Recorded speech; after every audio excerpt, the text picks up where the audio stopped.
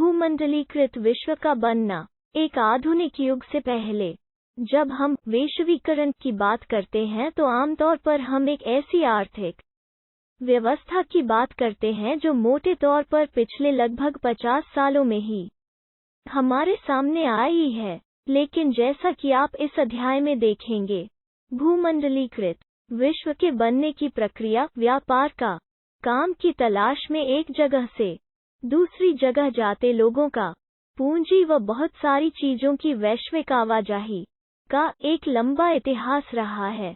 आज जब हम अपने जीवन में वैश्विक आपसी संपर्कों के बारे में सोचते हैं तो हमें उन युगों के बारे में भी जानना चाहिए जिनसे गुजरते हुए हमारी यह दुनिया ऐसी बनी है।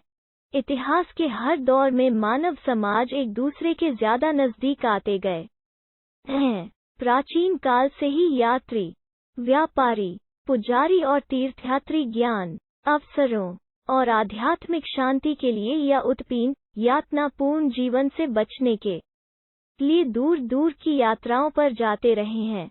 अपनी यात्राओं में ये लोग तरह तरह की चीजें, पैसा, मूल्य, मान्यताएं, हुनर, विचार, आविष्कार और यहाँ तक कि कीटाणु और बीमारियां भी साथ लेकर चलते रहे हैं।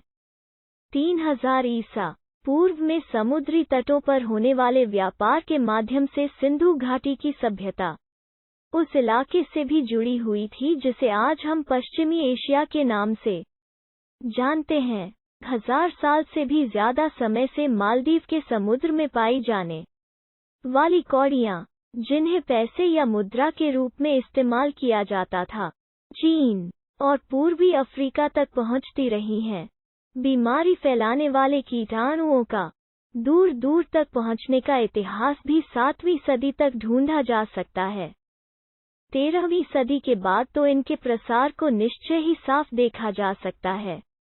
4. रेशम मार्ग, सिल्क रूट से जुड़ती दुनिया। आधुनिक काल से पहले के युग में दुनिया के दूर दूर स्थित भागों के बीच व्यापारिक और सांस्कृतिक संपर्कों का सबसे जीवंत उदाहरण सिल्क मार्गों के रूप में दिखाई देता है। सिल्क मार्ग नाम से पता चलता है कि इस मार्ग से पश्चिम को भेजे जाने वाले चीनी रेशम, सिल्क का कितना महत्व था। इतिहासकारों ने बहुत सारे सिल्क मार्गों के बारे में बताया है। जमीन या समुद्र से होकर गुजरने वाले ये रास्ते न केवल एशिया के विशाल क्षेत्रों को एक दूसरे से और जोड़ने का काम करते थे बल्कि एशिया को यूरोप और उत्तरी अफ्रीका से भी जोड़ते थे। ऐसे मार्ग ईसा पूर्व के समय में ही सामने आ चुके थे और लगभग 15वीं शताब्दी तक अस्तित्व में थे।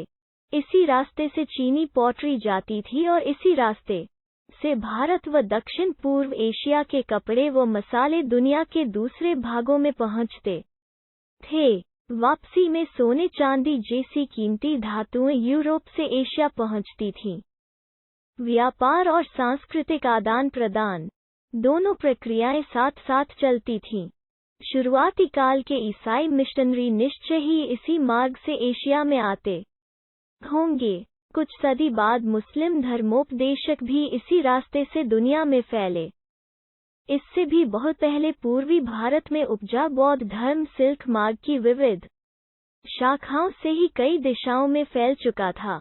1.2 भोजन की यात्रा, स्पेघेटी और आलू हमारे खाद्य पदार्थ दूर देशों के बीच सांस्कृतिक आदान प्रदान के कई उदाहरण पेश करते हैं। जब भी व्यापारी और मुसाफिर किसी नए देश में जाते थे, जाने अनजाने वहां नई फसलों के बीज बो आते थे। संभव है कि दुनिया के विभिन्न भागों में मिलने वाले झटपट तैयार होने वाले खाद्य पदार्थों के भी साझा स्रोत रहे हों। आइए स्पेघेटी और नूडल्स का ही उदाहरण लें। माना जाता है कि नूडल्स चीन से पश्चिम में पहुंचे और वहां उन्हीं से स्पेघेटी का जन्म हुआ। या संभव है कि पास्ता अरब यात्रियों के साथ 5वीं सदी में सिसिली पहुंचा, जो अब इटली का ही एक टापू है। इसी तरह के आहार भारत और जापान में भी पाए जाते हैं। इसलिए हो सकता कि हम कभी यह न जान सके कि उनका जन्म कैसे हुआ होगा। फिर भी इन अनुमानों के आधार पर इतना जरूर कहा जा सकता है कि आधुनिक काल से पहले भी दूर देशों के बीच सांस्कृतिक लेन देन चल रहा होगा। आलू, सोया, मूंगफली, मक्का, टमाटर, मिर्च, शकरकंद और ऐसे ही बहुत सारे दूसरे खाद्य पदार्थ लगभग 500 कमाना साल पहले हमारे पूर्वजों के पास नहीं थे। ये खाद्य पदार्थ यूरोप और एशिया में तब पहुंचे जब क्रिस्टोफर कोलंबस गलती से उन अज्ञात महाद्वीपों में पहुंच गया था जिन्हें बाद में अमेरिका के नाम से जाना जाने लगा। यहाँ अमेरिका का मतलब उत्तरी अमेरिका, दक्षिणी अमेरिका और कैरिबियन द्वीप समूह सभी से है। दरअसल हमारे बहुत सारे खाद्य पदार्थ अमेरिका के मूल निवासियों यानी अमेरिकन इंडियनों से हमारे पास आए हैं। कई बार नई फसलों के आने से जीवन में जमीन आसमान का फर्क आ जाता था। साधारण से आलू का इस्तेमाल शुरू करने पर यूरोप के गरीबों की जिंदगी आमूल रूप से बदल गई थी। उनका भोजन बेहतर हो गया और उनकी औसत उम्र बढ़ने लगी। आयरलैंड के गरीब काश्तकार तो आलू पर इस हद तक निर्भर हो चुके थे कि जब 840 के दशक के मध्य में किसी बीमारी के कारण आलू की फसल खराब हो गई तो लाखों लोग भूखमरी के कारण मौत के मुंह में चले गए। 4.3 विजय, बीमारी और व्यापार। 16वीं सदी में जब यूरोपीय जहाजियों ने एशिया तक का समुद्री रास्ता ढूंढ लिया और वे पश्चिमी सागर को पार करते हुए अमेरिका तक जा पहुंचे तो पूर्व आधुनिक विश्व बहुत छोटा सा दिखाई देने लगा। इससे पहले कई सदियों से हिंद महासागर के पानी में फलता फूलता व्यापार, तरह तरह के सामान, लोग, ज्ञान और परंपराएं एक जगह से दूसरी जगह आ जा रही थीं। भारतीय उपमहाद्वीप इन प्रवाहों के रास्ते में एक अहम बिंदु था। पूरे नेटवर्क में इस इलाके का भारी महत्व था। यूरोपियों के दाखिले से यह आवाजाही और बढ़ने लगी और इन प्रवाहों की दिशा यूरोप की तरफ भी मुड़ने लगी। अपनी खोज से पहले लाखों साल से अमेरिका का दुनिया से कोई संपर्क नहीं था, लेकिन 16वीं सदी से उसकी विशाल भूमि और बेहिसाब फलें व खनिज पदार्थ हर दिशा में जीवन का रूप रंग बदलने लगे। आज के पेरू और मैक्सिको में मौजूद खानों से निकलने वाली कीमती धातुओं, खास तौर से चांदी, ने भी यूरोप की संपदा को बढ़ाया और पश्चिम एशिया के साथ होने वाले उसके व्यापार को गति प्रदान की। 17वीं सदी के आते आते पूरे यूरोप में दक्षिणी अमेरिका की धन संपदा के बारे में तरह तरह के किस्से बनने लगे थे। इन्हीं किंवदंतियों की बदौलत वहां के लोग एल डोराडो को सोने का शहर मानने लगे और उसकी खोज में बहुत सारे खोजी अभियान शुरू किए गए। 16वीं सदी के मध्य तक आते आते पुर्तगाली और स्पेनिश सेनाओं की विजय का सिलसिला शुरू हो चुका था। उन्होंने अमेरिका को उपनिवेश बनाना शुरू कर दिया था। यूरोपीय सेनाएं केवल अपनी सैनिक ताकत के दम पर नहीं जीतती थीं।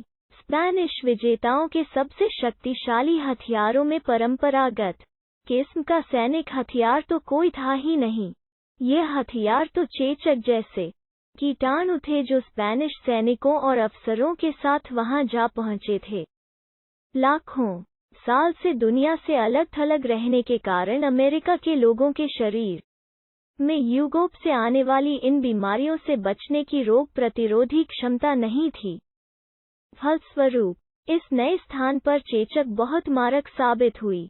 एक बार संक्रमण शुरू होने के बाद तो यह बीमारी पूरे महाद्वीप में फैल गई। जहां यूरोपीय लोग नहीं पहुंचे थे वहां के लोग भी इसकी चपेट में आने लगे। इसने पूरे के पूरे समुदायों को खत्म कर डाला। इस तरह घुसपैठियों की जीत का रास्ता आसान होता चला गया। बंदूकों को तो खरीदकर या छीनकर हमलावरों के खिलाफ भी इस्तेमाल किया जा सकता था, पर चेचक जैसी बीमारियों के मामले में तो ऐसा नहीं किया जा सकता था क्योंकि हमलावरों के पास उससे बचाव का तरीका भी था और उनके शरीर में रोग प्रतिरोधी क्षमता भी विकसित हो चुकी थी। 19वीं सदी तक यूरोप में गरीबी और भूख का ही साम्राज्य था। शहरों में बेहिसाब भीड़ थी और बीमारियों का बोलबाला था। धार्मिक टकराव आम थे। धार्मिक असंतुष्टों को कड़ा दंड दिया जाता था। इस वजह से हजारों लोग यूरोप से भागकर अमेरिका जाने लगे।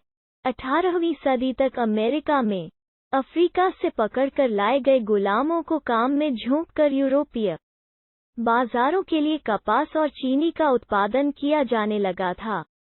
18वीं शताब्दी का काफी समय बीत जाने के बाद भी चीन और भारत को दुनिया के सबसे धनी देशों में गिना जाता था।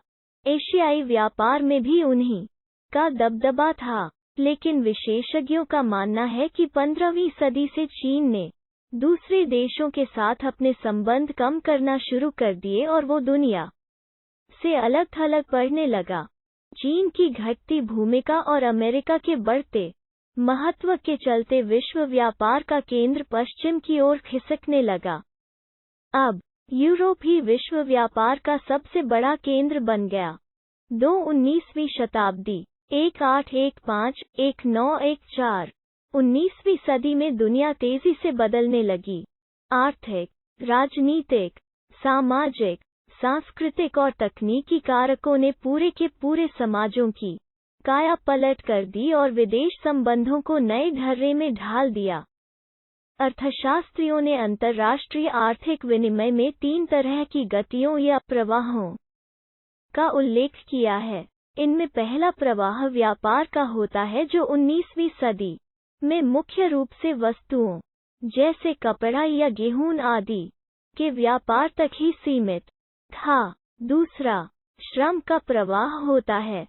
इसमें लोग काम या रोजगार की तलाश में एक जगह से दूसरी जगह जाते हैं। तीसरा प्रवाह पूंजी का होता है, जिसे अल्प या दीर्घ अवधि के लिए दूर दराज के इलाकों में निवेश कर दिया जाता है। ये तीनों तरह के प्रवाह एक दूसरे से जुड़े हुए थे और लोगों के जीवन को प्रभावित करते थे। कभी कभी इन कारकों के बीच मौजूद संबंध टूट भी जाते थे। उदाहरण के लिए, वस्तुओं या पूंजी की आवाजाही के मुकाबले श्रमिकों की आवाजाही पर प्राय ज्यादा शर्तें और बंदिशें लगाई जाती थीं। फिर भी यदि हम इन तीनों प्रवाहों का एक साथ अध्ययन करें तो 19वीं सदी की विश्व अर्थव्यवस्था को ज्यादा अच्छी तरह समझ सकते हैं। 2.1 विश्व अर्थव्यवस्था का उदय। इस विषय को समझने के लिए सबसे पहले औद्योगिक यूरोप में खाद्य उत्पादन और उपभोग के बदलते रुझानों पर विचार करें तो बेहतर होगा। सामान्य रूप से सभी देश भोजन के मामले में आत्मनिर्भर होने का प्रयास करते रहे हैं, लेकिन 19वीं सदी के ब्रिटेन की बात अलग थी। अगर उस समय ब्रिटेन खाद्य आत्मनिर्भरता के रास्ते पर चलता तो वहां के लोगों का जीवन स्तर गिर जाता और सामाजिक तनाव फैलता। आइए देखें कि इस आशंका के पीछे क्या कारण थे। 18वीं सदी के आखिरी दशकों में ब्रिटेन की आबादी तेजी से बढ़ने लगी थी। नतीजा, देश में भोजन की मांग भी बढ़ी। जैसे जैसे शहर फैले और उद्योग बढ़ने लगे, कृषि उत्पादों की मांग भी बढ़ने लगी। कृषि उत्पाद महंगे होने लगे। दूसरी तरफ बड़े भूस्वामियों के दबाव में सरकार ने मक्का के आयात पर भी पाबंदी लगा दी थी। जिन कानूनों के सहारे सरकार ने यह पाबंदी लागू की थी उन्हें कॉर्न लॉ कहा जाता था। खाद्य पदार्थों की ऊंची कीमतों से परेशान उद्योगपतियों और शहरी बाशिंदों ने सरकार को मजबूर कर दिया कि वो कॉर्न लॉ को फौरन समाप्त कर दे। कॉर्न लॉ के निरस्त हो जाने के बाद बहुत कम कीमत पर खाद्य पदार्थों का आयात किया जाने लगा। आयातित खाद्य पदार्थों की लागत ब्रिटेन में पैदा होने वाले खाद्य पदार्थों से भी कम थी। फलस्वरूप ब्रिटिश किसानों की हालत बिगड़ने लगी क्योंकि वे आयातित माल की कीमत का मुकाबला नहीं कर सकते थे। विशाल भूभागों पर खेती बंद हो गई। हजारों लोग बेरोजगार हो गए। गांवों से उजड़कर वे या तो शहरों में या दूसरे देशों में जाने लगे। जब खाद्य पदार्थों की कीमतों में गिरावट आई तो ब्रिटेन में उपभोग का स्तर बढ़ गया। 19वीं सदी के मध्य से ब्रिटेन की औद्योगिक प्रगति काफी तेज रही, जिससे लोगों की आय में वृद्धि हुई। इससे लोगों की जरूरतें बढ़ीं। खाद्य पदार्थों का और भी ज्यादा मात्रा में आयात होने लगा।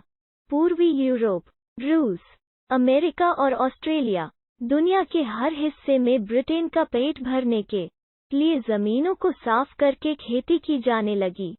खेती के लिए जमीन को साफ कर देना ही काफी नहीं था। खेतिहर इलाकों को बंदरगाहों से जोड़ने के लिए रेलवे की भी जरूरत थी। ज्यादा तादाद में माल ढुलाई के लिए नई गोदियां बनाना और पुरानी गोदियों को फैलाना जरूरी था। नई जमीनों पर खेती करने के लिए यह आवश्यक था कि दूसरे इलाकों के लोग वहां आकर बसें, यानी नए घर बनाना और नई बस्तियां बसाना भी जरूरी था। इन सारे कामों के लिए पूंजी और श्रम की जरूरत थी। इसके लिए लंदन जैसे वित्तीय केंद्रों से पूंजी आने लगी। अमेरिका और ऑस्ट्रेलिया जैसे जिन स्थानों पर मजदूरों की कमी थी वहां लोगों को ले जाकर बसाया जाने लगा, यानी श्रम का प्रवाह होने लगा। 19वीं सदी में यूरोप के लगभग 5 करोड़ लोग अमेरिका और ऑस्ट्रेलिया में जाकर बस गए। माना जाता है कि पूरी दुनिया में लगभग 15 करोड़ लोग बेहतर भविष्य की चाह में अपने घर बार छोड़कर दूर दूर के देशों में जाकर काम करने लगे थे। 1890 तक एक वैश्विक कृषि अर्थव्यवस्था सामने आ चुकी थी। इस घटनाक्रम के साथ ही श्रम विस्थापन रुझानों, पूंजी प्रवाह, पारिस्थितिकी और तकनीक में गहरे बदलाव आ चुके थे। अब भोजन किसी आसपास के गांव या कस्बे से नहीं, बल्कि हजारों मील दूर से आने लगा था। अब अपने खेतों पर खुद काम करने वाले किसान ही खाद्य पदार्थ पैदा नहीं कर रहे थे। अब यह काम ऐसे औद्योगिक मजदूर करने लगे थे जो संभवतः हाल ही में वहां आए थे और ऐसे खेतों में काम कर रहे थे जहां महज एक पीढ़ी पहले संभवतः ठेठ जंगल रहे होंगे। खाद्य पदार्थों को एक जगह से दूसरी जगह पहुंचाने के लिए रेलवे का इस्तेमाल किया जाता था। रेल का नेटवर्क इसी काम के लिए बिछाया गया था। पानी के जहाज़ों से इसे दूसरे देशों में पहुंचाया जाता था। इन जहाज़ों पर दक्षिण यूरोप, एशिया, अफ्रीका और कैरिबियाई द्वीप समूह के मजदूरों से बहुत कम वेतन पर काम करवाया जाता था। बहुत छोटे पैमाने पर ही सही, लेकिन इसी तरह के नाटकीय बदलाव हम अपने यहाँ पंजाब में भी देख सकते हैं। यहाँ ब्रिटिश भारतीय सरकार ने अर्ध रेगिस्तानी परती जमीनों को उपजाऊ बनाने के लिए नहरों का जाल बिछा दिया ताकि निर्यात के लिए गेहूं और कपास की खेती की जा सके। नई नहरों की सिंचाई वाले इलाकों में पंजाब के अन्य स्थानों के लोगों को लाकर बसाया गया। उनकी बस्तियों को केनाल कॉलोनी, नहर बस्ती कहा जाता था। भोजन तो सिर्फ एक उदाहरण मात्र है। कुछ ऐसी ही कहानी कपास की भी रही है, जिसकी दुनिया भर में बड़े पैमाने पर खेती की जाने लगी थी ताकि ब्रिटिश कपड़ा मिलों की मांग को पूरा किया जा सके। रबड़ की कहानी भी इससे अलग नहीं है। विभिन्न चीजों के उत्पादन में विभिन्न इलाकों ने इतनी महारत हासिल कर ली थी कि 1820 से 1914 के बीच विश्व व्यापार में 25 से 40 गुना वृद्धि हो चुकी थी। इस व्यापार में लगभग 60% हिस्सा प्राथमिक उत्पादों यानी गेहूं और कपास जैसे कृषि उत्पादों तथा कोयले जैसे खनिज पदार्थों का था। 2.2 तकनीक की भूमिका। इस घटनाक्रम में तकनीक की क्या भूमिका रही? रेलवे, भाप के जहाज, टेलीग्राफ, ये सब तकनीकी बदलाव बहुत महत्वपूर्ण रहे। उनके बिना 19वीं सदी में आए परिवर्तनों की कल्पना नहीं की जा सकती थी। तकनीकी प्रगति अक्सर चौतरफा सामाजिक, राजनीतिक और आर्थिक कारकों का परिणाम भी होती है। उदाहरण के लिए, औपनिवेशीकरण के कारण यातायात और परिवहन साधनों में भारी सुधार किए गए। तेज चलने वाली रेलगाड़ियां बनी।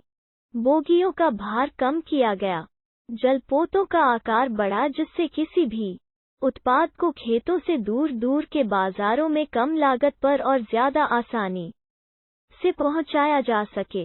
मांस उत्पादों के व्यापार से इस प्रक्रिया का अच्छा अंदाजा मिलता है। 870 के दशक तक अमेरिका से यूरोप को मांस का निर्यात नहीं किया जाता था। उस समय केवल जिंदा जानवर ही भेजे जाते थे जिन्हें यूरोप ले जाकर ही काटा जाता था, लेकिन जिंदा जानवर बहुत ज्यादा जगह घेरते थे। बहुत सारे तो लंबे सफर में मर जाते थे या बीमार पड़ जाते थे। बहुतों का वजन गिर जाता था या वे खाने के लायक नहीं रह जाते थे। इसी वजह से मांस खाना एक महंगा सौदा था और यूरोप के गरीबों की पहुंच से बाहर था। दूसरी तरफ, ऊंची कीमतों के कारण मांस उत्पादों की मांग और उत्पादन भी कम रहता था। नई तकनीक के आने पर यह स्थिति बदल गई। पानी के जहाज़ों में रेफ्रिजरेशन की तकनीक स्थापित कर दी गई जिससे जल्दी खराब होने वाली चीजों को भी लंबी यात्राओं पर ले जाया जा सकता था। इसके बाद तो जानवरों को यात्रा से पहले ही मारा जाने लगा। अमेरिका, ऑस्ट्रेलिया या न्यूजीलैंड, सब जगह से जानवरों की बजाय उनका मांस ही यूरोप भेजा जाने लगा। इससे न केवल समुद्री यात्रा में आने वाला खर्चा कम हो गया बल्कि यूरोप में मांस के दाम भी गिर गए। यूरोप के गरीबों को ज्यादा विविधतापूर्ण खुराक मिलने लगी। पहले उनके पास सिर्फ आलू और ब्रेड होते थे, अब बहुत सारे लोगों के भोजन में मांसाहार और मक्खन व अंडे भी शामिल हो गया। जीवन स्थिति सुधरी तो देश में शांति स्थापित होने लगी और दूसरे देशों में साम्राज्यवादी मंसूबों को समर्थन मिलने लगा। 19वीं सदी के आखिर में उपनिवेशवाद, 19वीं शताब्दी के आखिरी दशकों में व्यापार बढ़ा और बाजार तेजी से फैलने लगे। यह केवल फैलते व्यापार और संपन्नता का ही दौर नहीं था। हमें इस प्रक्रिया के स्याह पक्ष को भी नजरअंदाज नहीं करना चाहिए। व्यापार में इजाफे और विश्व अर्थव्यवस्था के साथ निकटता का एक परिणाम यह हुआ कि दुनिया के बहुत सारे भागों में स्वतंत्रता और आजीविका के साधन छिनने लगे। 19वीं सदी के आखिरी दशकों में यूरोपियों की विजयों से बहुत सारे कष्टदायक आर्थिक, सामाजिक और पारिस्थितिकीय परिवर्तन आए और औपनिवेशिक समाजों को विश्व अर्थव्यवस्था में समाहित कर लिया गया। जरा अफ्रीका के मानचित्र को देखिए। आप पाएंगे कि वहाँ के कुछ देशों की सीमाएं तो बिल्कुल सीधी लकीर जैसी हैं, मानो उन्हें फुटा रखकर खींचा गया हो। दुर्भाग्यवश यही हुआ भी था। अफ्रीका पर कब्जे की कोशिश में लगी प्रतिद्वंद्वी यूरोपीय ताकतों ने अपने अपने इलाके बांटने के लिए प्रायः इसी तरीके का सहारा लिया था। 885 में यूरोप के ताकतवर देशों की बर्लिन में एक बैठक हुई जिसमें अफ्रीका के नक्शे पर इसी तरह लकीरें खींचकर उसको आपस में बांट लिया गया था। 19वीं सदी के आखिर में ब्रिटेन और फ्रांस ने अपने शासन वाले विदेशी क्षेत्रफल में भारी वृद्धि कर ली थी। बेल्जियम और जर्मनी नई औपनिवेशिक ताकतों के रूप में सामने आए। पहले स्पेन के कब्जे में रह चुके कुछ उपनिवेशों पर कब्जा करके 890 के दशक के आखिरी वर्षों में संयुक्त राज्य अमेरिका भी औपनिवेशिक ताकत बन गया। आइए देखें कि उपनिवेशवाद से औपनिवेशिक समाजों की अर्थव्यवस्था और रोजी रोटी के साधनों पर क्या असर पड़ा। 2.4 रिंडरपेस्ट या मवेशी प्लेग। अफ्रीका में 1890 के दशक में रिंडरपेस्ट नामक बीमारी बहुत तेजी से फैल गई। मवेशियों में प्लेग की तरह फैलने वाली इस बीमारी से लोगों की आजीविका और स्थानीय अर्थव्यवस्था पर गहरा असर पड़ा। यह इस बात का अच्छा उदाहरण है कि औपनिवेशिक समाजों पर यूरोपीय साम्राज्यवादी ताकतों के प्रभाव से बड़े पैमाने पर क्या असर पड़े। इस उदाहरण से पता चलता है कि हमलों और विजयों के इस युग में दुर्घटनावश फैल गई मवेशियों की बीमारी ने भी हजारों लोगों का जीवन व भाग्य बदल कर रख दिया और दुनिया के साथ उनके संबंधों को नई शक्ल में ढाल दिया। प्राचीन काल से ही अफ्रीका में जमीन की कभी कोई कमी नहीं रही, जबकि वहाँ की आबादी बहुत कम थी। सदियों तक अफ्रीकियों की जिंदगी व कामकाज जमीन और पालतू पशुओं के सहारे ही चलता रहा है। वहाँ पैसे या वेतन पर काम करने का चलन नहीं था। 19वीं सदी के आखिर में अफ्रीका में ऐसे उपभोक्ता सामान बहुत कम थे जिन्हें वेतन के पैसे से खरीदा जा सकता था। अगर आप अफ्रीका के किसान होते और आपके पास जमीन और पालतू पशु होते जिनकी वहाँ कोई कमी नहीं थी, तो शायद आपको भी यह बात समझ में नहीं आती कि वेतन के लिए काम करने की क्या जरूरत है। 19वीं सदी के आखिर में यूरोपीय ताकतें अफ्रीका के विशाल भूक्षेत्र और खनिज भंडारों को देखकर इस महाद्वीप की ओर आकर्षित हुई थीं। यूरोपीय लोग अफ्रीका में बागानी खेती करने और खदानों का दोहन करना चाहते थे ताकि उन्हें वापस यूरोप भेजा जा सके, लेकिन वहाँ एक ऐसी समस्या पेश आई जिसकी उन्हें उम्मीद नहीं थी। वहाँ के लोग तनख्वाह पर काम नहीं करना चाहते थे। मजदूरों की भर्ती और उन्हें अपने पास रोके रखने के लिए मालिकों ने बहुत सारे हथकंडे आजमा कर देख लिए, लेकिन बात नहीं बनी। उन पर भारी भरकम कर लाद दिए गए जिनका भुगतान केवल तभी किया जा सकता था जब करदाता बागानों या खदानों में काम करता हो। काश्तकारों को उनकी जमीन से हटाने के लिए उत्तराधिकार कानून भी बदल दिए गए। नए कानून में यह व्यवस्था कर दी गई कि अब परिवार के केवल एक ही सदस्य को पैतृक संपत्ति मिलेगी। इस कानून के जरिए परिवार के बाकी लोगों को श्रम बाजार में ढकेलने का प्रयास किया जाने लगा। खानकर्मियों को बाड़ों में बंद कर दिया गया। उनके खुलेआम घूमने फिरने पर पाबंदी लगा दी गई। तभी वहां रिंडपेस्ट नामक विनाशकारी पशु रोग फैल गया। अफ्रीका में रिंडपेस्ट नाम की बीमारी सबसे पहले 1880 के दशक के आखिरी सालों में दिखाई दी। उस समय पूर्वी अफ्रीका में एरिट्रिया पर हमला कर रहे इतालवी सैनिकों का पेट भरने के लिए एशियाई देशों से जानवर लाए जाते थे। यह बीमारी ब्रिटिश आधिपत्य वाले एशियाई देशों से आए उन्हीं जानवरों के जरिए यहां पहुंची थी। अफ्रीका के पूर्वी हिस्से से महाद्वीप में दाखिल होने वाली यह बीमारी जंगल की आग की तरह पश्चिमी अफ्रीका की तरफ बढ़ने लगी। 892 में यह अफ्रीका के अटलांटिक तट तक जा पहुंची। 5 साल बाद यह केप अफ्रीका का धुर दक्षिणी हिस्सा तक भी पहुंच गई। रिंडपेस्ट ने अपने रास्ते में आने वाले 90% मवेशियों को मौत की नींद सुला दिया। पशुओं के खत्म हो जाने से तो अफ्रीकियों के रोजी रोटी के साधन ही खत्म हो गए। अपनी सत्ता को और मजबूत करने तथा अफ्रीकियों को श्रम बाजार में ढकेलने के लिए वहां के बागान मालिकों, खान मालिकों और औपनिवेशिक सरकारों ने बचे खुचे पशु भी अपने कब्जे में ले लिए। बचे खुचे पशु संसाधनों पर कब्जे से यूरोपीय उपनिवेशकारों को पूरे अफ्रीका को जीतने व गुलाम बना लेने का बेहतरीन मौका हाथ लग गया था। 19वीं सदी की दुनिया के अन्य भागों पर पश्चिमी आक्रमण और विजय के परिणामों की ऐसी ही और भी कहानियां देखी जा सकती हैं। 2.4 भारत से अनुबंधित श्रमिकों का जाना। भारत से अनुबंधित गिरमिटिया श्रमिकों को ले जाया जाना भी 19वीं सदी की दुनिया की विविधता को प्रतिबिंबित करता है। यह तेज आर्थिक वृद्धि के साथ साथ जनता के कष्टों में वृद्धि, कुछ लोगों की आय में वृद्धि और दूसरों के लिए बेहिसाब गरीबी, कुछ क्षेत्रों में भारी तकनीकी प्रगति और दूसरे क्षेत्रों में उत्पीड़न के नए रूपों की ईजाद की दुनिया थी। 19वीं सदी में भारत और चीन के लाखों मजदूरों को बागानों, खदानों और सड़क व रेलवे निर्माण परियोजनाओं में काम करने के लिए दूर दूर के देशों में ले जाया जाता था।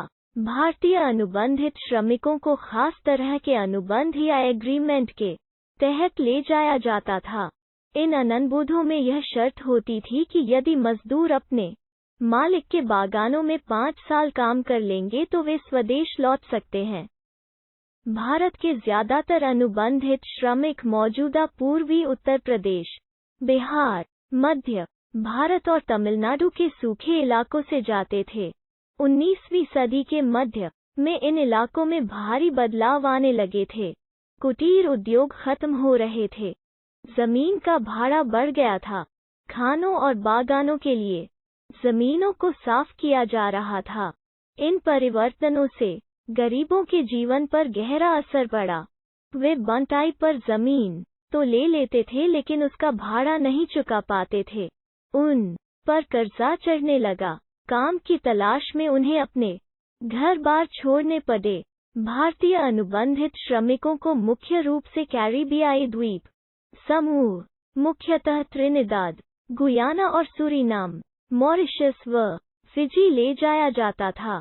तमिल आप्रवासी सीलोन और मलाया जाकर काम करते थे। बहुत सारे अनुबंधित श्रमिकों को असम के चाय बागानों में काम करवाने के लिए भी ले जाया जाता था। मजदूरों की भर्ती का काम मालिकों के एजेंट किया करते थे। एजेंटों को कमीशन मिलता था। बहुत सारे आप्रवासी अपने गांव में होने वाले उत्पीड़न और गरीबी से बचने के लिए भी इन अनुबंधों को मान लेते थे। एजेंट भी भावी आप्रवासियों को फुसलाने के लिए झूठी जानकारियां देते थे। कहाँ जाना है, यात्रा के साधन क्या होंगे, क्या काम करना होगा और नई जगह पर काम व जीवन के हालात कैसे होंगे, इस बारे में उन्हें सही जानकारी नहीं दी जाती थी। बहुत सारे आप्रवासियों को तो यह भी नहीं बताया जाता था कि उन्हें लंबी समुद्री यात्रा पर जाना है। अगर कोई मजदूर अनुबंध के लिए राजी नहीं होता था तो एजेंट उसका अपहरण तक कर लेते थे। 19वीं सदी की इस अनुबंध व्यवस्था को बहुत सारे लोगों ने नई दास प्रथा का भी नाम दिया है।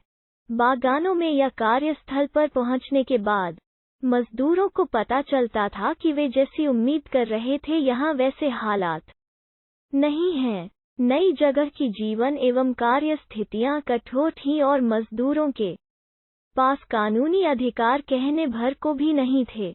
इसके बावजूद मजदूरों ने भी जिंदगी बसर करने के अपने तरीके ढूंढ निकाले। बहुत सारे तो भागकर जंगलों में ही चले गए। अगर ऐसे मजदूर पकड़े जाते तो उन्हें भारी सजा दी जाती थी।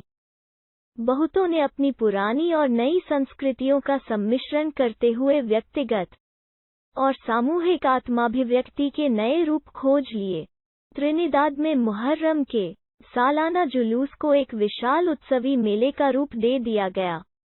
इस मेले को होसे इमाम हुसैन के नाम पर नाम दिया गया। उसमें सभी धर्मों व के मजदूर हिस्सा लेते थे।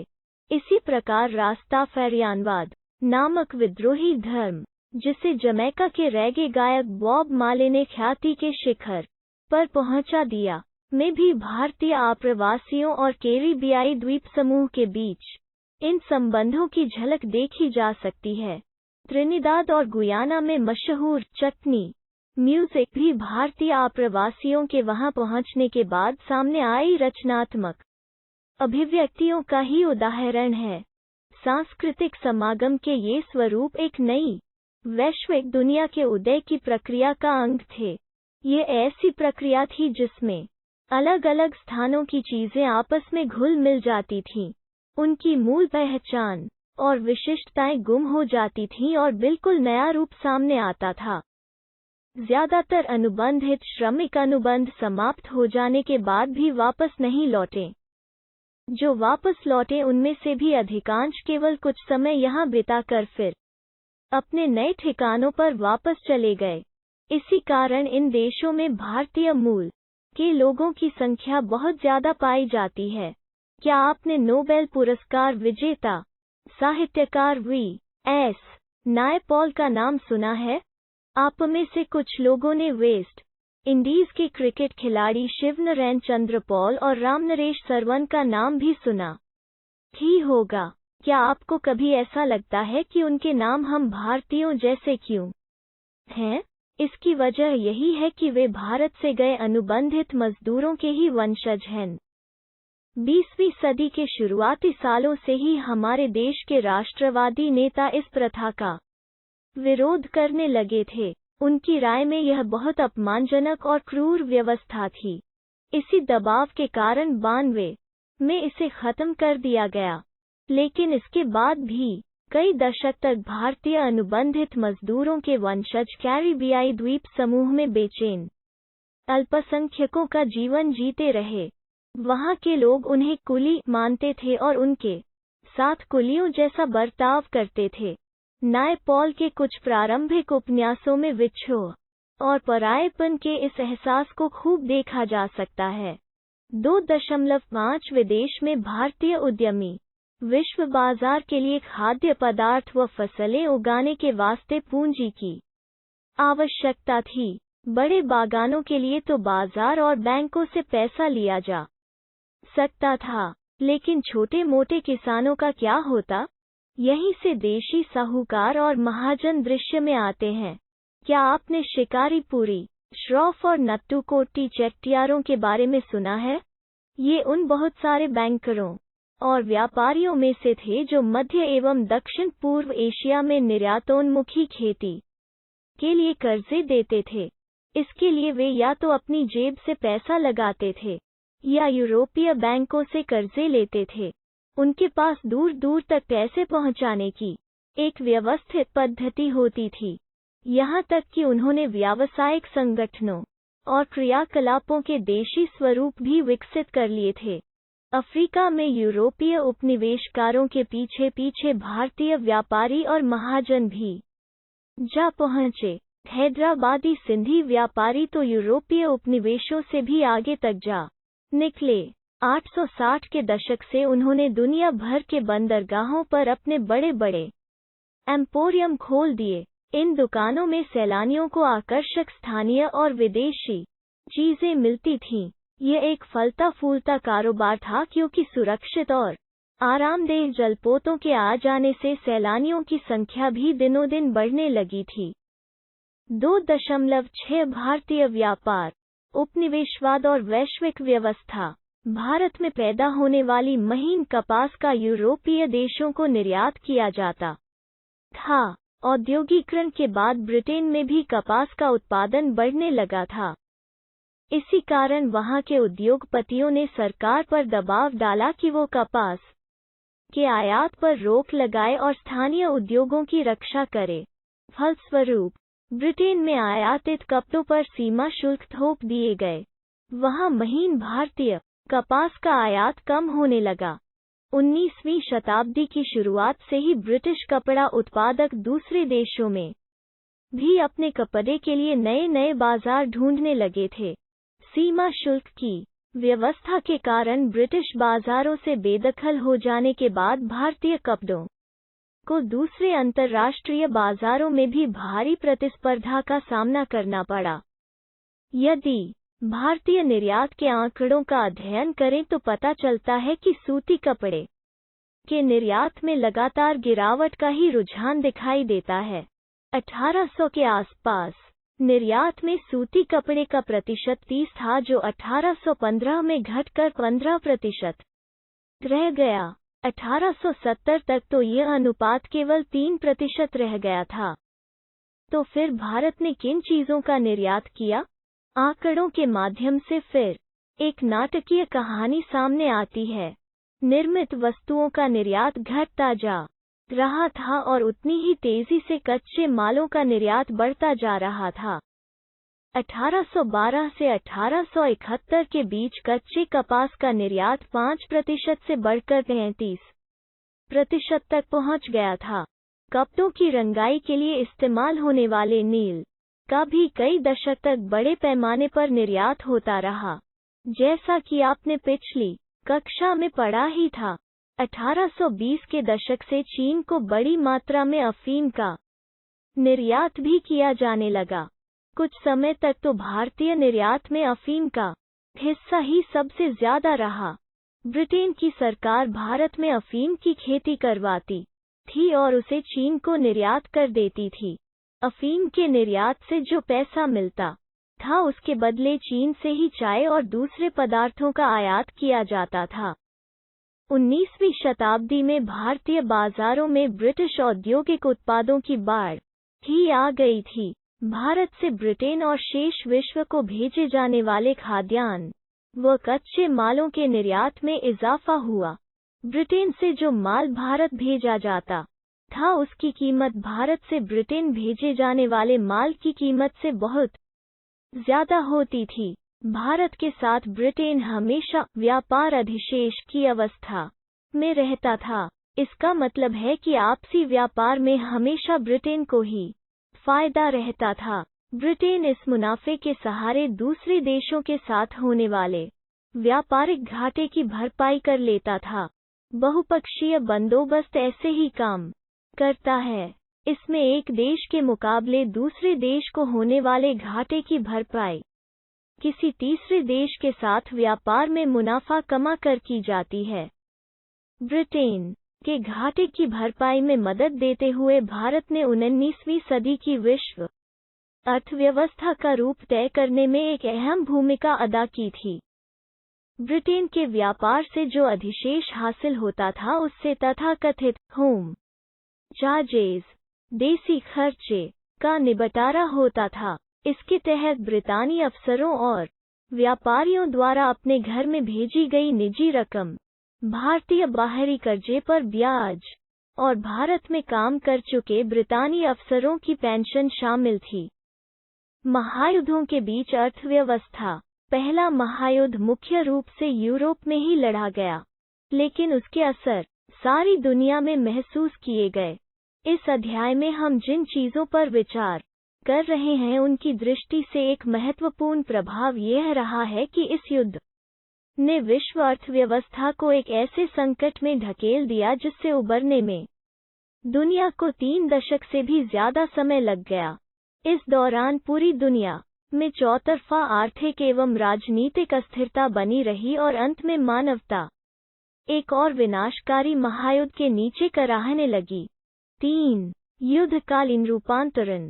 जैसा कि आप जानते ही हैं, पहला विश्व युद्ध 2 खेमों के बीच लड़ा गया था। एक पाले में मित्र राष्ट्र यानी ब्रिटेन, फ्रांस और रूस थे तो दूसरे पाले में केंद्रीय शक्तियां यानी जर्मनी, ऑस्ट्रिया हंगरी और ऑटोमन तुर्की थे।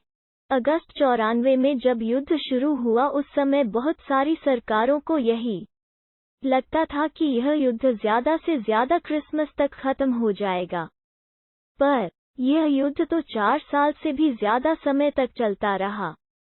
मानव सभ्यता के इतिहास में ऐसा भीषण युद्ध पहले कभी नहीं हुआ था। इस युद्ध में दुनिया के सबसे अगुआ औद्योगिक राष्ट्र एक दूसरे से जूझ रहे थे और शत्रुओं को नेस्तनाबूद करने के लिए उनके पास बेहिसाब आधुनिक औद्योगिक शक्ति इकट्ठा हो चुकी थी। यह पहला आधुनिक औद्योगिक युद्ध था। इस युद्ध में मशीनगनों, टैंकों, हवाई जहाज़ों और रासायनिक हथियारों का भयानक पैमाने पर इस्तेमाल किया गया। ये सभी चीजें आधुनिक विशाल उद्योगों की देन थीं। युद्ध के लिए दुनिया भर से असंख्य सिपाहियों की भर्ती की जानी थी और उन्हें विशाल जलपोतों व रेलगाड़ियों में भरकर युद्ध के मोर्चों पर ले जाया जाना था। इस युद्ध ने मौत और विनाश की जैसी विभीषिका रची। उसकी औद्योगिक युग से पहले और औद्योगिक शक्ति के बिना कल्पना नहीं की जा सकती थी। युद्ध में 90 लाख से ज्यादा लोग मारे गए और 2 करोड़ घायल हुए। मृतकों और घायलों में से ज्यादातर कामकाजी उम्र के लोग थे। इस महाविनाश के कारण यूरोप में कामकाज के लायक लोगों की संख्या बहुत कम रह गई। परिवार के सदस्य घट जाने से बुद्ध के बाद परिवारों की आय भी गिर गए। युद्ध संबंधी सामग्री का उत्पादन करने के लिए उद्योगों का पुनर्गठन किया गया।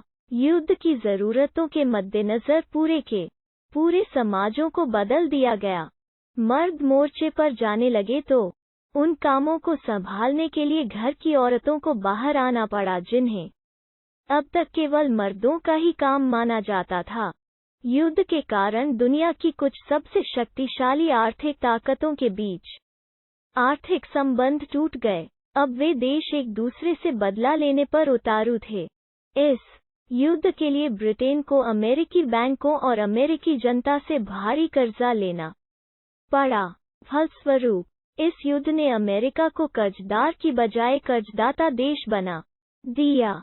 कहने का आशय यह है कि युद्ध के बाद दूसरे देशों में अमेरिका व उसके नागरिकों की संपत्तियों की कीमत अमेरिका में दूसरे देशों की सरकारों या उन नागरिकों के स्वामित्व अथवा नियंत्रण वाली संपदाओं से कहीं ज्यादा हो चुकी थी।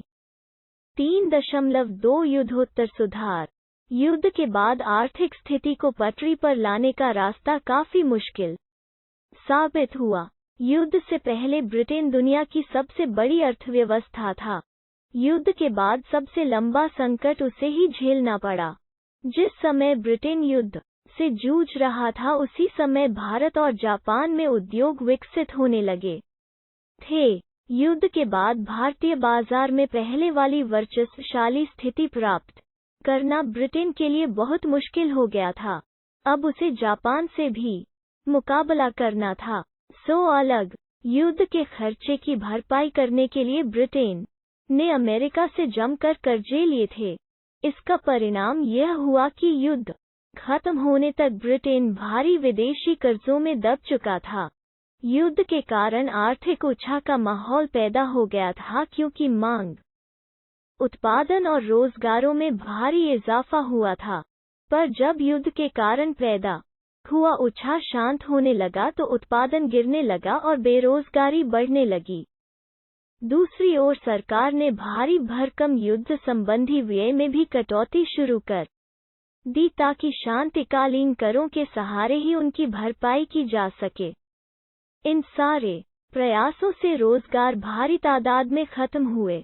1912 में हर 5 में से एक ब्रिटिश मजदूर के पास काम नहीं था। रोजगार के बारे में बेचैनी और अनिश्चितता युद्धोत्तर वातावरण का अंग बन गई थी। बहुत सारी कृषि आधारित अर्थव्यवस्थाएं भी संकट में थीं। उदाहरण के लिए गेहूं उत्पादकों की हालत पर ही विचार कीजिए। युद्ध से पहले पूर्वी यूरोप विश्व बाजार में गेहूं की आपूर्ति करने वाला एक बड़ा केंद्र था।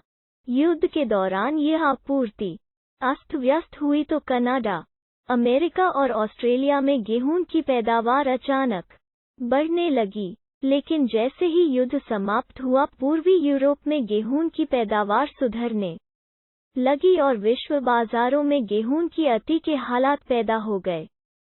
अनाज की कीमतें गिर गईं, ग्रामीण आय कम हो गई और किसान गहरे कर्ज संकट में फंस गए। 3.3 बड़े पैमाने पर उत्पादन और उपभोग। अमेरिका में सुधार की गति तेज रही। यह हम पहले ही देख चुके हैं कि युद्ध से अमेरिका की अर्थव्यवस्था को कितना फायदा पहुंचा था।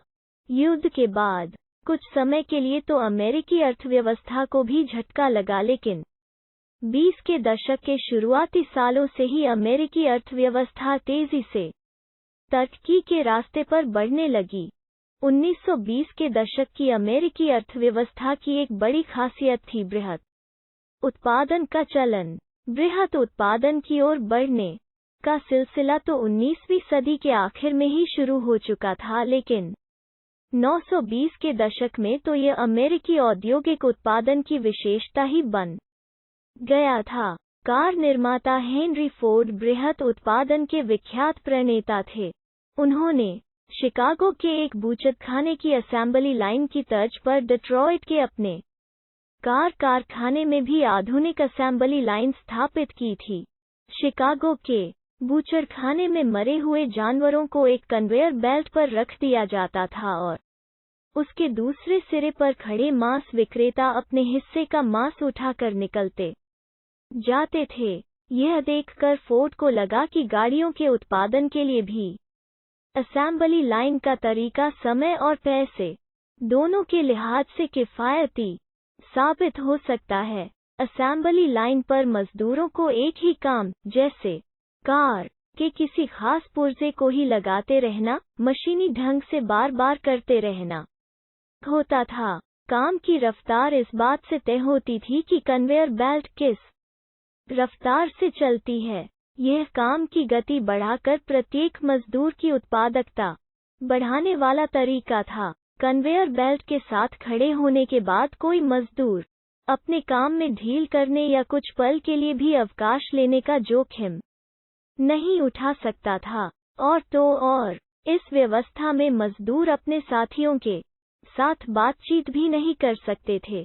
इसका नतीजा यह हुआ कि हेनरी फोर्ड के कारखाने की असेंबली लाइन से हर 3 मिनट में एक कार तैयार होकर निकलने लगी। इससे पहले की पद्धतियों के मुकाबले यह रफ्तार कई गुना ज्यादा थी। टी मॉडल नामक कार बृहत उत्पादन पद्धति से बनी पहली कार थी। शुरुआत में फोर्ड फैक्ट्री के मजदूरों को असेंबली लाइन पर पैदा होने वाली थकान झेलने में काफी मुश्किल महसूस हुई, क्योंकि वे उसकी रफ्तार को किसी भी तरह नियंत्रित नहीं कर सकते थे। बहुत सारे मजदूरों ने काम छोड़ दिया। इस चुनौती से निपटने के लिए फोर्ड ने हताश होकर जनवरी 94 से वेतन दोगुना यानी $5 प्रतिदिन कर दिया। साथ ही उन्होंने अपने कारखानों में ट्रेड यूनियन गतिविधियों पर भी पाबंदी लगा दी। तनख्वाह बढ़ाने से हेनरी फोर्ड के मुनाफे में जो कमी आई थी उसकी भरपाई करने के लिए वे अपनी असेंबली लाइन की रफ्तार बार बार बढ़ाने लगे। उनके मजदूरों पर काम का बोझ लगातार बढ़ता रहता था। अपने इस फैसले से फोर्ड बहुत संतुष्ट थे। कुछ समय बाद उन्होंने कहा था कि लागत कम करने के लिए अपनी जिंदगी में उन्होंने इससे अच्छा फैसला कभी नहीं लिया। फोर्ड द्वारा अपनाई गई उत्पादन पद्धतियों को जल्दी ही पूरे अमेरिका में अपनाया जाने लगा। 20 के दशक में ही यूरोप में भी उनकी नकल की जाने लगी। बृहत उत्पादन पद्धति ने इंजीनियरिंग आधारित चीजों की लागत और कीमत में कमी ला दी। बेहतर वेतन के चलते अब बहुत सारे मजदूर भी कार जैसी टिकाऊ उपभोक्ता वस्तुएं खरीद सकते थे। 1919 में अमेरिका में 20 लाख कारों का उत्पादन होता था, जो 1929 में बढ़कर 50 लाख कार प्रतिवर्ष से भी ऊपर जा पहुंचा। इसके साथ ही बहुत सारे लोग fridge, washing machine, radio, gramophone players आदि भी खरीदने लगे। ये सब चीजें हायर परचेज व्यवस्था के तहत खरीदी जाती थीं, यानी लोग ये सारी चीजें कर्जे पर खरीदते थे और उनकी कीमत साप्ताहिक या मासिक किस्तों में चुकाई जाती थी। मकानों के निर्माण और निजी मकानों की संख्या में वृद्धि से भी फ्रिज, वॉशिंग मशीन आदि उपकरणों की मांग में इजाफा हुआ। उल्लेखनीय है कि घरों का निर्माण या खरीदारी भी कर्जे पर ही की जा रही थी।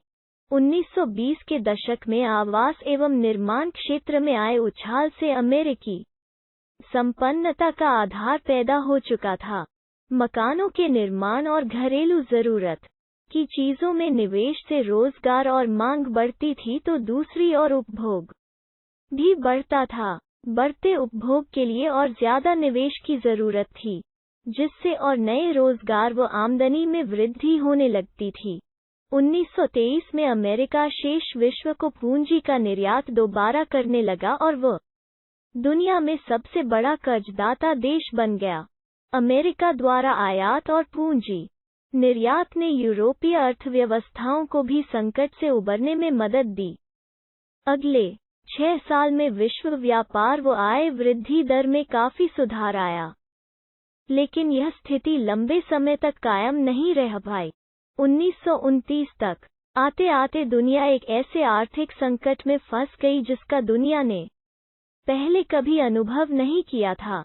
3.4 महामंदी। आर्थिक महामंदी की शुरुआत 1929 से हुई और यह संकट 30 के दशक के मध्य तक बना रहा। इस दौरान दुनिया के ज्यादातर हिस्सों के उत्पादन, रोजगार, आय और व्यापार में भयानक गिरावट दर्ज की गई। इस मंदी का समय और असर सब देशों में एक जैसा नहीं था, लेकिन आमतौर पर ऐसा माना जा सकता है कि कृषि क्षेत्रों और समुदायों पर इसका सबसे बुरा असर पड़ा। ऐसा इसलिए हुआ था क्योंकि औद्योगिक उत्पादों की तुलना में खेतिहर उत्पादों की कीमतों में ज्यादा भारी और ज्यादा समय तक कमी बनी रही। इस महामंदी के कई कारण थे। यह हम पहले ही देख चुके हैं कि युद्धोत्तर विश्व अर्थव्यवस्था कितनी कमजोर थी। पहला कारण यह था कि कृषि क्षेत्र में अति उत्पादन की समस्या बनी हुई थी। कृषि उत्पादों की गिरती कीमतों के कारण स्थिति और खराब हो गई थी। कीमतें गिरीं और किसानों की आय घटने लगी तो आमदनी बढ़ाने के लिए किसान उत्पादन बढ़ाने का प्रयास करने लगे ताकि कम कीमत पर ही सही लेकिन ज्यादा माल पैदा करके वे अपना आय स्तर बनाए रख सकें। फलस्वरूप बाजार में कृषि उत्पादों की आमद और भी बढ़ गई। जाहिर है कीमतें और नीचे चली गईं। खरीदारों के अभाव में कृषि उपज पड़ी सड़ने लगी। दूसरा कारण 1920 के दशक के मध्य में बहुत सारे देशों ने अमेरिका से कर्जे लेकर अपनी निवेश संबंधी जरूरतों को पूरा किया था।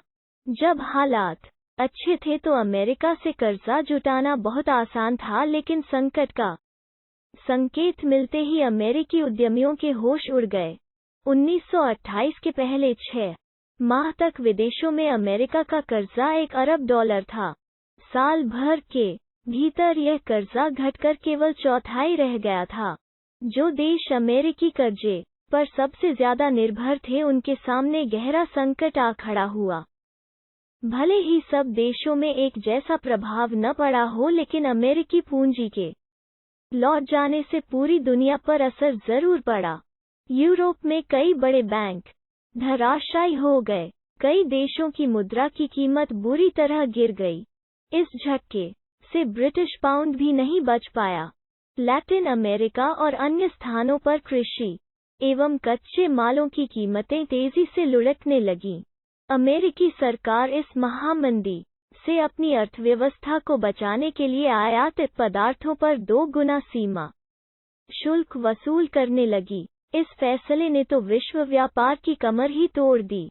औद्योगिक देशों में भी मंदी का सबसे बुरा असर अमेरिका को ही झेलना पड़ा। कीमतों में कमी और मंदी की आशंका को देखते हुए अमेरिकी बैंकों ने घरेलू कर्जे देना बंद कर दिया। जो कर्जे दिए जा चुके थे उनकी वसूली तेज कर दी गई। किसान उपज नहीं बेच पा रहे थे। परिवार तबाह हो गए। कारोबार ठप पड़ गए। आमदनी में गिरावट आने पर अमेरिका के बहुत सारे परिवार कर्जे चुकाने में नाकामयाब हो गए, जिसके चलते उनके मकान, कार और सारी जरूरी चीजें कुर्क कर ली गईं। 20 के दशक में जो संपन्नता दिखाई दे रही थी वो धूल के गुब्बार की तरह रातों रात काफुर हो गई थी। बेरोजगारी बढ़ी तो लोग काम की तलाश में दूर दूर तक जाने लगे। आखिरकार अमेरिकी बैंकिंग व्यवस्था भी धराशायी हो गई। निवेश से अपेक्षित लाभ न पा सकने, कर्ज वसूल न कर पाने और जमाकर्ताओं की जमा पूंजी न लौटा पाने के कारण हजारों बैंक दिवालिया हो गए और बंद कर दिए गए। इस परिघटना से जुड़े आंकड़े सकते में डाल देने वाले हैं। 1933 तक 4000 से ज्यादा बैंक बंद हो चुके थे और 1929 से 1932 के बीच तकरीबन 1,10,000 कंपनियां चौपट हो चुकी थीं। यद्यपि 1935 तक ज्यादातर औद्योगिक देशों में आर्थिक संकट से उबरने के संकेत दिखाई देने लगे थे, लेकिन समाजों, अंतर्राष्ट्रीय संबंधों और राजनीति तथा लोगों के दिलो दिमाग पर उसकी जो छाप पड़ी वो जल्दी मिटने वाली नहीं थी। 3.5 भारत और महामंदी। यदि हम इस बात पर ध्यान दें कि महामंदी से भारत पर क्या असर पड़ा तो इस बात को अच्छी तरह समझ सकते हैं कि 20वीं सदी की शुरुआत तक वैश्विक अर्थव्यवस्था कितनी एकीकृत हो चुकी थी। दुनिया के एक हिस्से में पैदा होने वाले संकट की कपकपाहट बाकी हिस्सों तक भी पहुंच जाती थी और उससे दुनिया भर में लोगों की जिंदगी, अर्थव्यवस्थाएं और समाज प्रभावित हो उठते थे। जैसा कि आप पीछे देख चुके हैं, औपनिवेशिक भारत कृषि वस्तुओं का निर्यातक और तैयार मालों का आयातक बन चुका था। महामंदी ने भारतीय व्यापार को फौरन प्रभावित किया। 1928 से 1934 के बीच देश के आयात निर्यात घटकर लगभग आधे रह गए थे। जब अंतर्राष्ट्रीय बाजार में कीमतें गिरने लगीं तो यहाँ भी कीमतें नीचे आ गईं। 1928 से 1934 के बीच भारत में गेहूं की कीमत 50% गिर गई। शहरी निवासियों के मुकाबले किसानों और काश्तकारों को ज्यादा नुकसान हुआ। यद्यपि कृषि उत्पादों की कीमत तेजी से नीचे गिरी, लेकिन सरकार ने लगान वसूली में छूट देने से साफ इनकार कर दिया। सबसे बुरी मार उन काश्तकारों पर पड़ी जो विश्व बाजार के लिए उपज पैदा करते थे। बंगाल के जूट पटसन उत्पादकों को ही देखिए। वे कच्चा पटसन उगाते थे, जिससे कारखानों में टाट की बोरियां बनाई जाती थीं। जब टाट का निर्यात बंद हो गया तो कच्चे पटसन की कीमतों में 60% से भी ज्यादा गिरावट आ गई। जिन काश्तकारों ने दिन फिरने की उम्मीद में या बेहतर आमदनी के लिए उपज बढ़ाने के वास्ते कर्जे ले लिए थे, उनकी हालत भी उपज का सही मोल न मिलने के कारण खराब थी। वे दिनों दिन और कर्ज में डूबते जा रहे थे। इसी विपत्ति को ध्यान में रखकर बंगाल के एक कवि ने लिखा था, चलो भाइयों, नकद की उम्मीद में और ज्यादा पटसन तुम उगाओ, सारी पूंजी लगा फंसाकर फलल खड़ी कर जाओ, पर बैठे बनिए देंगे 5 रुपए मत भाव। पूरे देश में काश्तकार पहले से भी ज्यादा कर्ज में डूब गए। खर्चे पूरे करने के चक्कर में उनकी बचत खत्म हो चुकी थी। जमीन सूदखोरों के पास गिरवी पड़ी थी। घर में जो भी गहने जेवर थे बिक चुके थे। मंदी के इन्हीं सालों में भारत कीमती धातुओं, खास तौर से सोने का निर्यात करने लगा। प्रसिद्ध अर्थशास्त्री का मानना था कि भारतीय सोने के निर्यात से भी वैश्विक अर्थव्यवस्था को पुंजीवित करने में काफी मदद मिली। इस निर्यात ने ब्रिटेन की आर्थिक दशा सुधारने में तो निश्चय ही मदद दी, लेकिन भारतीय किसानों को कोई लाभ नहीं हुआ। 93 में मंदी अपने चरम पर थी और ग्रामीण भारत असंतोष व उथल-पुथल के दौर से गुजर रहा था। उसी समय महात्मा गांधी ने सविनय अवज्ञा, सिविल नाफरमानी आंदोलन शुरू किया। यह मंदी शहरी भारत के लिए इतनी दुखदायी नहीं रही। कीमतें गिरते जाने के बावजूद शहरों में रहने वाले ऐसे लोगों की हालत ठीक रही जिनकी आय निश्चित थी। जैसे शहर में रहने वाले जमींदार जिन्हें अपनी जमीन पर बंधा बंधाया भाड़ा मिलता था, या मध्यवर्गीय वेतनभोगी कर्मचारी। राष्ट्रवादी खेमे के दबाव में उद्योगों की रक्षा के लिए सीमा शुल्क बढ़ा दिए गए थे, जिससे औद्योगिक क्षेत्र में भी निवेश में तेजी आई। 4 विश्व अर्थव्यवस्था का पुनर्निर्माण। युद्धोत्तरकाल। पहला विश्व युद्ध खत्म होने के केवल 2 दशक बाद दूसरा विश्व युद्ध शुरू हो गया। यह युद्ध भी 2 बड़े खेमों के बीच था। एक गुट में धुरी शक्तियां, मुख्य रूप से नात्सी जर्मनी, जापान और इटली थी, तो दूसरा खेमा मित्र राष्ट्रों, ब्रिटेन, सोवियत संघ, फ्रांस और अमेरिका के नाम से जाना जाता था। 6 साल तक चला यह युद्ध जमीन, हवा और पानी में असंख्य मोर्चों पर लड़ा गया। इस युद्ध में मौत और तबाही की कोई हद बाकी नहीं बची थी। माना जाता है कि इस जंग के कारण प्रत्यक्ष या अप्रत्यक्ष रूप से करीब 6 करोड़ लोग मारे गए। यह 1939 की वैश्विक जनसंख्या का लगभग 3% था। करोड़ों लोग घायल हुए।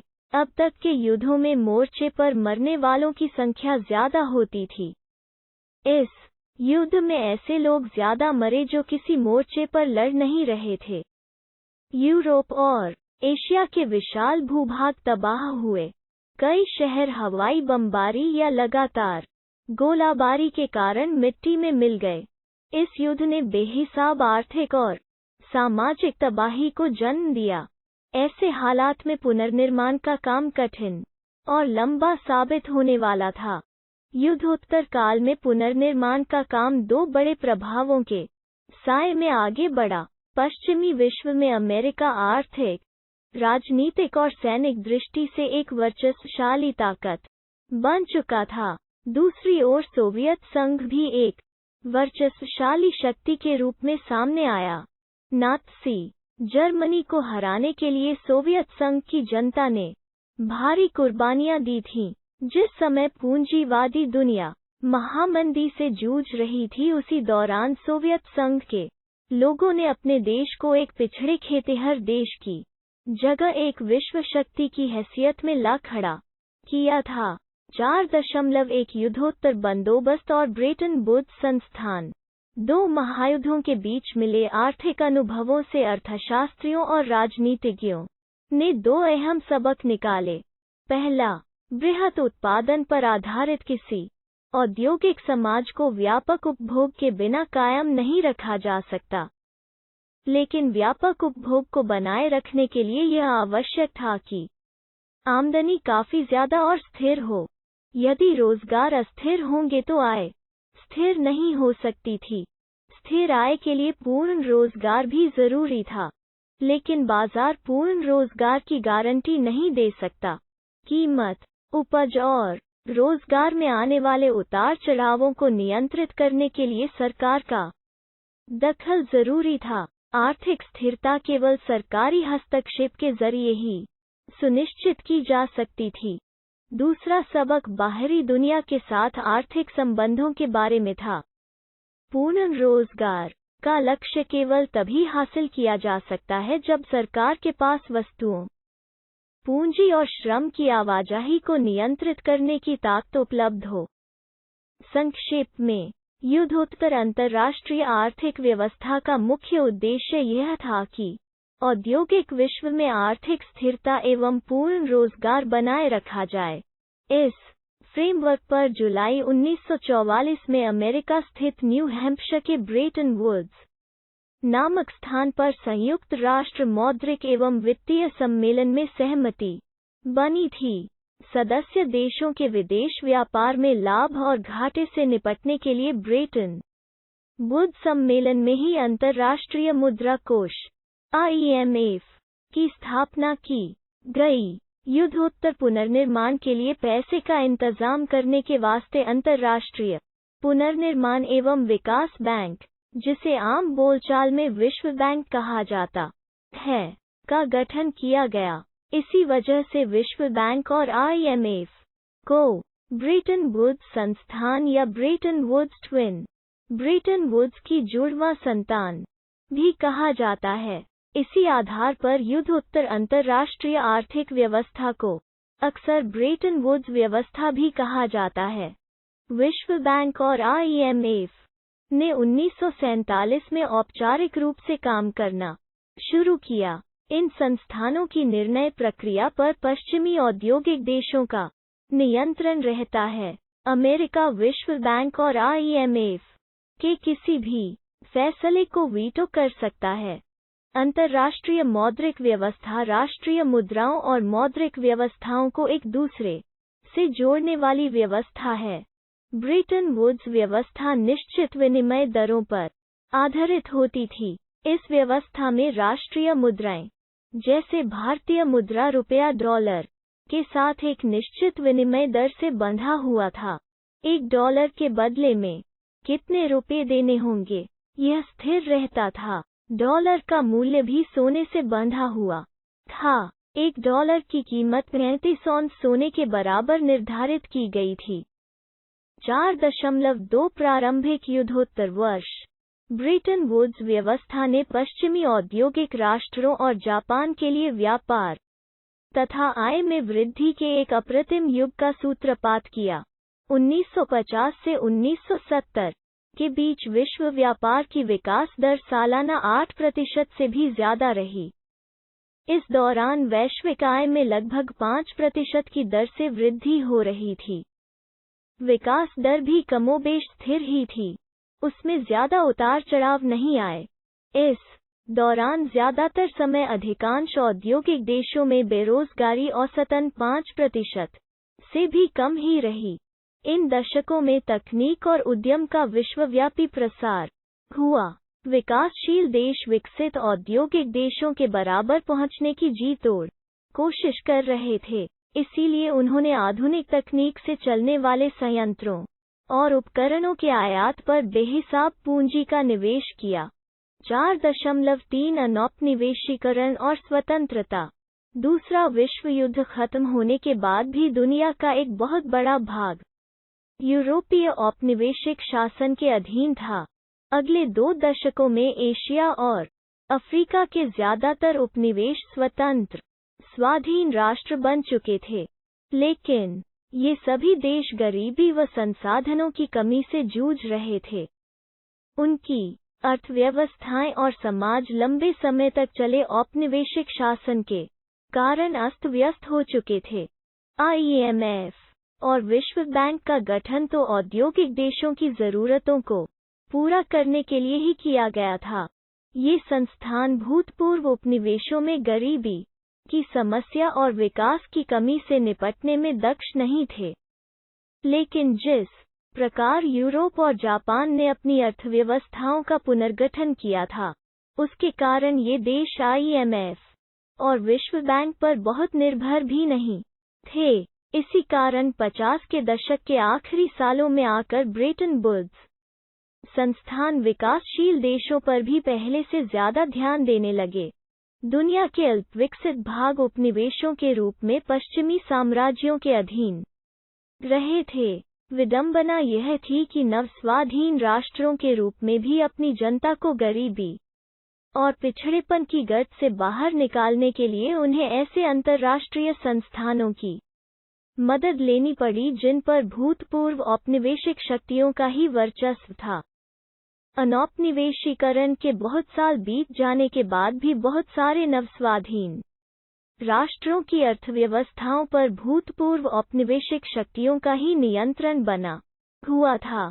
जो देश ब्रिटेन और फ्रांस के उपनिवेश रह चुके थे या जहां कभी उनका राजनीतिक प्रभुत्व रह चुका, वहां के महत्वपूर्ण संसाधनों जैसे खनिज संपदा और जमीन पर अभी भी ब्रिटिश और फ्रांसीसी कंपनियों का ही नियंत्रण था और वे इस नियंत्रण को छोड़ने के लिए किसी भी कीमत पर तैयार नहीं थीं।